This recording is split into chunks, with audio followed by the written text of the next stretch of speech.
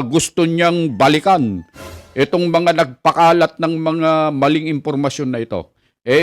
Maghanda-handa na kayo. Kayong mga nagpapakalat ng fake news sapagkat hindi kayo tatantanan. Hindi kayo titigilan.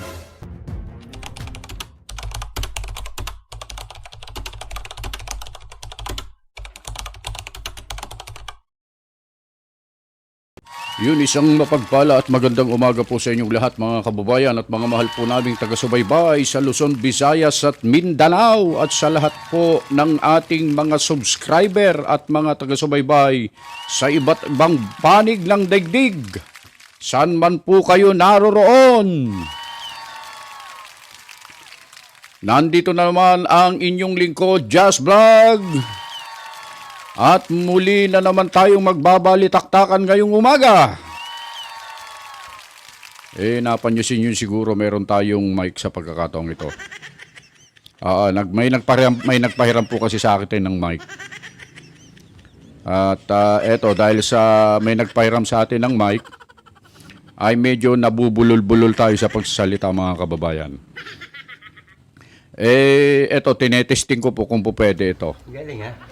Sa palagay ko naman mas malakas po yung audio na narinig nyo po sa pagkakataong ito. Gusto kong pasalamatan yung nagpahiram po ng mic.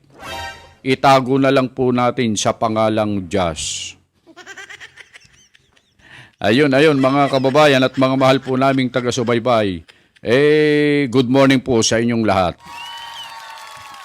Meron tayong pag-uusapan ngayon mga kababayan na mahalagang issue na kumakalat ngayon sa social media. Itong mga natalo po kasing mga kandidato, mga kababayan, hanggang ngayon ay hindi pa po sila nakakapag-move on, mga kababayan. At kasalanan, naninisi pa po Opo. Kasalanan daw po ng mga vlogger ang kanilang pagkatalo mga kababayan sapagkat ang mga vlogger na ito ay nagpapakalat ng fake news mga kababayan. Kaya po ating pag-uusapan ngayon ang dahilan. Ano nga ba ang dahilan kung bakit natalo itong kandidatong ito mga kababayan? Ito ba ay natalo dahil sa pagpapakalat ng fake news ng mga vloggers o mainstream media o social media mga kababayan? Aalamin po natin sa pagkakataong ito sapagkat dapat sana maligo silang dangla. Sa Ilocano po kasi mga kababayan, dito sa amin sa Kailocanuan, pagka ikaw po ay natalo sa eleksyon, sasabihin ng mga kalaban mo o kaya ng mga tao, dapat maligo ka na anya ng dangla. Ito, pag-usapan natin mga kababayan. At meron po kaming ipapapanood po sa inyo na video. Ito mga kababayan, panoorin natin to at saka tayo magbibigay ng konting reaksyon lang naman. At habang tinetest natin itong gamit na pinahiram sa atin, at para malaman na po ninyo kung sino itong sinasabi kong kandidato, mga kababayan. Ito po yung video. Kampo ni Senador Bong Revilla nakikipag-ugnayan naman sa NBI para tukuyin at makasuhan ang mga nagpapakalat ng fake news laban sa kanya. Sinabi ng kanyang abogado na si Attorney Raymond Fortun, may natukoy na silang mga personalidad pero tumanggi munang isa publiko. Si Mean Corvera sa detalye ng balita. Mean? Nakikipag-ugnayan na si Senador Ramon Bong Revilla Jr. sa National Bureau of Investigation para kasuhan ang mga nagpakalat ng fake news o maling impormasyon laban sa kanya. Ayon sa kanyang abogado na si Attorney Raymond Fortun, 5 hanggang 10 ang kanilang sasampahan ng cyber libel case at kinukumpleto na lang ang iba pang mga dokumento. Ibabatayan ang kaso sa mga kumalat na fake news sa social media 2 linggo bagong eleksyon nitong May 12. Sa mga kumalat na post online, pinalilitaw na may nakapending na kaso pa sa Sandigan Bayan si Revilla at wala raw siyang balak na bayaran ang civil damages. Sabi ni Fortun, 2018 pa inabsuelto ng anti-graft court si Revilla at dahil pinawalang sala, hindi dapat magbayad ng anumang civil damages. Naniniwala si Fortuna ang kumalat na maling impormasyon ang isa sa dahilan ng pagkatalo ng senador sa katatapos na halalan. Pero paglilinaw ng abogado, tinikilala ni Revilla ang naging resulta ng eleksyon, kaya nga ang senador ang isa sa unang nag-concede pagkatapos lumabas ng resulta ng botohan. Narito ang bahagi ng kanyang pahayag. Accepted the decision made by the Filipino people, that he is not one of the 12 chosen. But what he regrets is the fact that the reason for not putting him in the ballot is because of the belief by quite a significant number of Filipinos that he was involved in anomalies in government, and number two, that he had an accountability to the Filipino people to return 124,500,000 pesos. And it is very obvious that it was done by certain individuals. We don't know at this time if it is a coordinated or an orchestrated move. May Ann Corvera para sa Mata ng Agila, matatag, matapang, matapat. So yun po yung balita na ating nakuha po sa Mata ng Agila sa Net25 mga kababayan. At nakita na natin kung sino po yung binabanggit po naming kandidato mga kababayan. Ito pong kandidato po kasi na ito mga kababayan, kung inyo pong matatandaan, ay isa po ito sa pinagkaisahan ng INC nung nakaraang eleksyon mga kababayan. Yung walo po na pinagkaisahan po ng INC nitong nakaraang halalan mga kababayan, ay nakalusot po yung 7. Opo. At isa lang po ang hindi pumasok mga kababayan. Walang iba kundi ang ating napanood dyan sa report na si former Senator Bong Revilla mga kababayan. At ang dahilan, ang isa sa mga dahilan, ito na nga, basahin ko na nga lang at may kudigo kasi ako dito mga kababayan. May kudigo ako rito.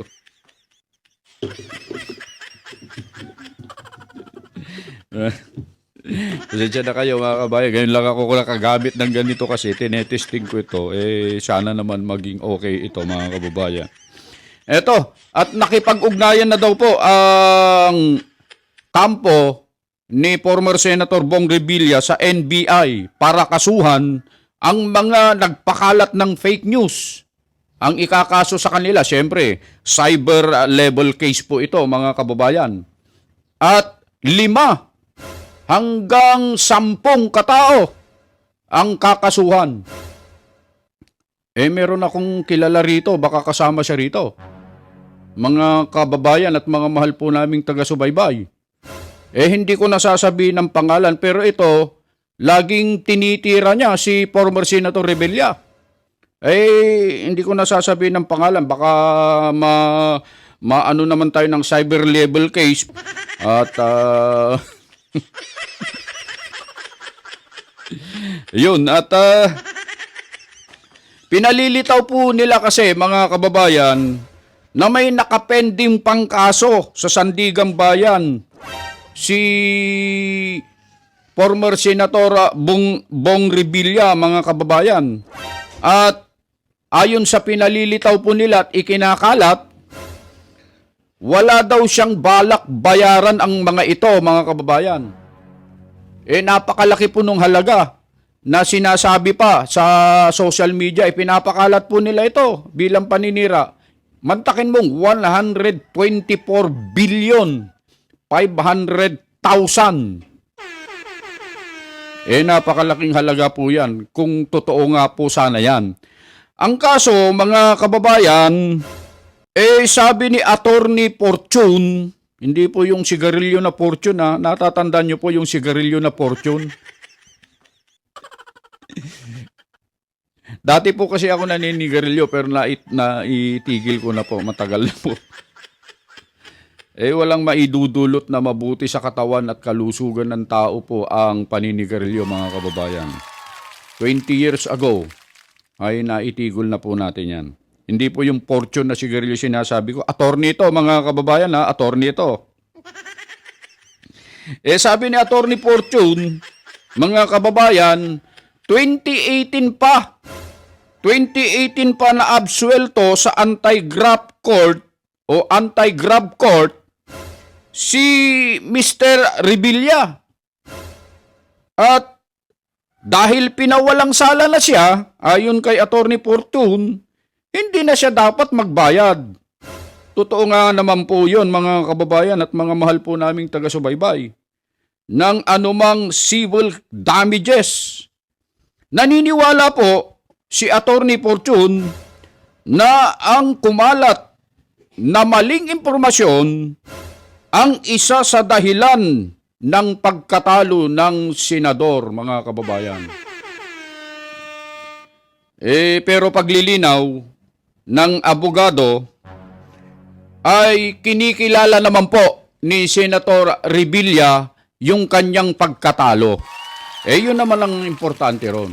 Ang totoo, napanood natin nung nakita na po niya yung resulta po ng botohan, mga kapatid, itong nakaraang eleksyon, ay siya po ang isa sa una na nag-concede para tanggapin po yung kanyang pagkatalo.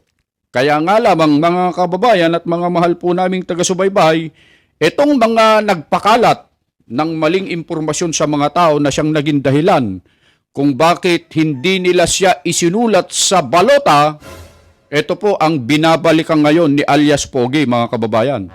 Delikado po kayo. Si alias Pogi, napanood nyo yung alias Pogi, mga kababayan.